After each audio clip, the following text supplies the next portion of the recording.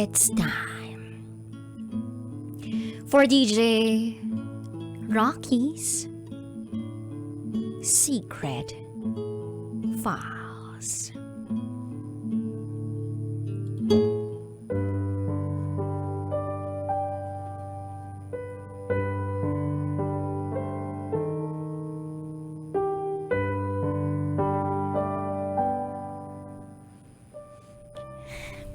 Hindi naman ako ganito.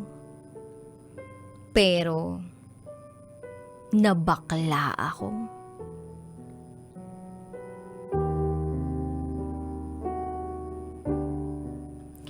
Hi DJ Rocky.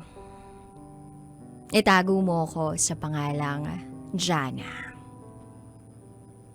And this is my secret file.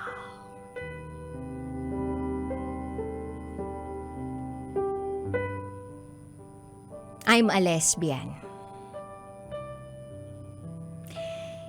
Kahit na mahirap maging parte ng LGBTIQ community, sa parte ko, hindi ako nahirapan. Tanggap ako ng mga magulang ko at tanggap ako ng mga kaibigan ko since lumaki akong ganito. Marami akong tropang babae pero mas maraming lalaki. Magaling ako sa basketball. Kaya part ako ng varsity team sa school namin. Meron kasing women's division ng larong basketball sa school namin. I have a lot of friends. Pero, meron lang akong nag-iisang tinuturing na best friend. Halos alam niya lahat ng nangyayari sa buhay ko. Sabay kaming lumaki. Lahat ng trip ginagawa namin. Magkaedad kami. Same school pero hindi kami same section. And then, dumating yung school year, nahiwalay siya. Siya rin yung palaging nakakalaban ko sa basketball tuwing nagpa-practice kami. Itago natin siya sa pangalang Ron. He is also a school's varsity player.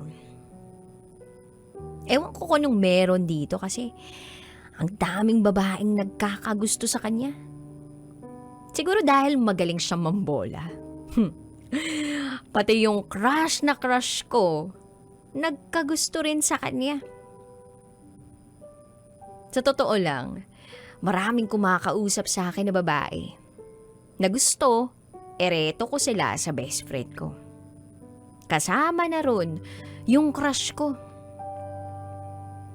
Well, masasabi kong si Ron, hindi siya gwapo Hindi rin naman siya pangit. Kumbaga, saks lang. Sakto lang, kumbaga. Pero, nung isang beses na tinanong ko yung crush ko kung anong nakikita niya kay Ron, eto lang yung nasabi niya. Daig ng maapil ang gwapo. Appealing daw. Siyempre, wala akong interes sa kanya. Kaya nga naiinis ako at naiinggit ako sa kanya. Palagi ko na lang hinihiling na sana na lang talaga lalaki ako. Kasi kung sakaling maging lalaki ako, ay, di hamak naman na mas gwapo ako sa kanya.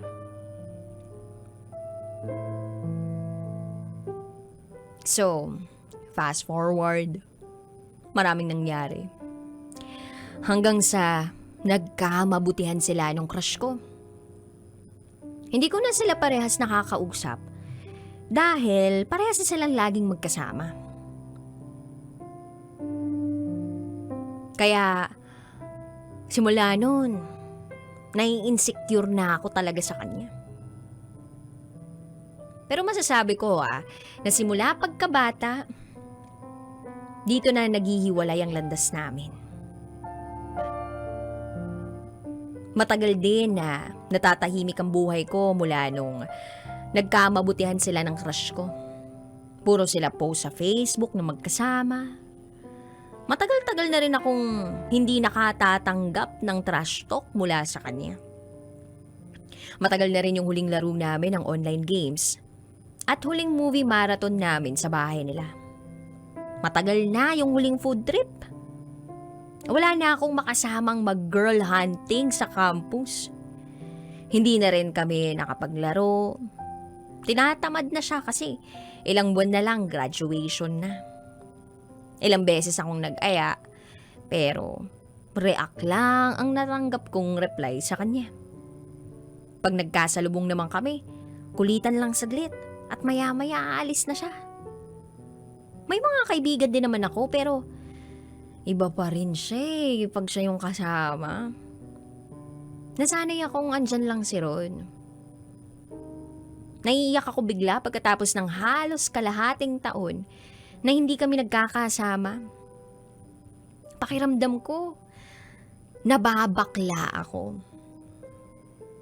Hindi naman ako ganito dati. Pero, nabakla ako. Marami akong na-realize nung nawala siya. Wala Hindi na rin siya masyadong pumupunta ng court. At ayoko namang magdrama sa kanya. Kaya sa inis ko, iniwas ko na lang yung sarili ko. Nakakatampo.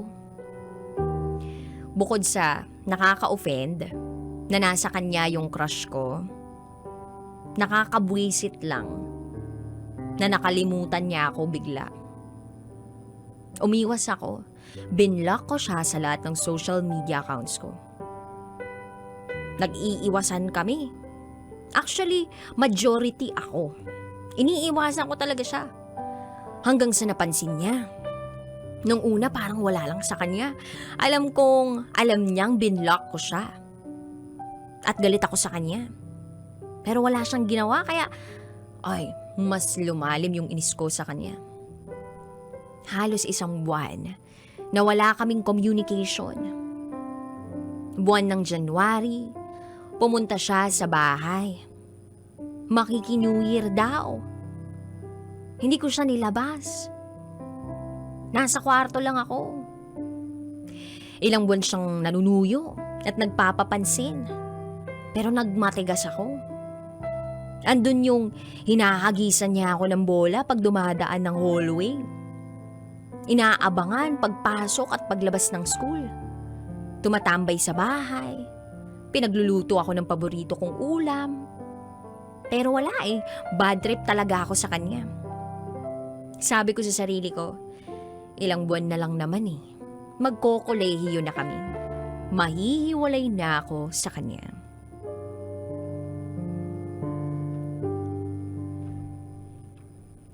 April 1, 2016. Graduation day na mismo. Tapos na ang seremonyas. Naghagis na kami pare-pareho ng sombrero namin. At kanya-kanyang iyakan ang mga babaeng katabi ko. Kukorni.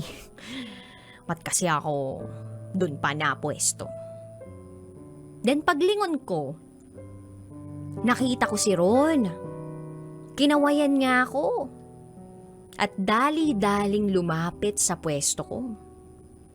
Tapos, inihagis niya sa akin yung isang regalo.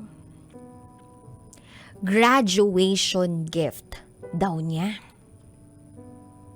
Alam kong hindi ko siya trip, pero hindi ko maintindihan yung nararamdaman ko noong mga oras na yun.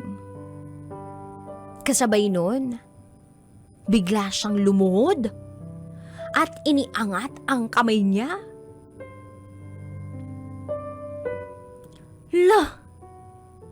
Tapos natulala ako nung kunin niya yung kamay ko. Sabay-sabing, "Jana, sorry na. Sorry na oh. Takting yan. Nakakahiya. Grabe, nakakahiya. Nasa likod ko pa naman sila mama. Iniangat ko siya. Tapos sinuntok ko siya sa tiyan. Sabay sabing, gago mo. Napakalakas ng trip. Ay, alam niyang nasa likod ko yung parents ko. Tapos maraming nakatingin sa amin. Tapos lumuluhod siya ng ay. Pero natulala ako nung pagkatayo niya. Lumapit at bumulong siya sa tenga ko na, Jana, sorry. Feeling ko may gusto na yata ako sa'yo.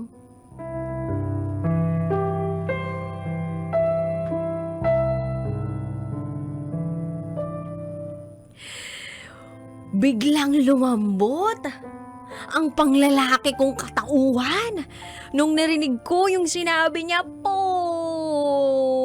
a little sweetness.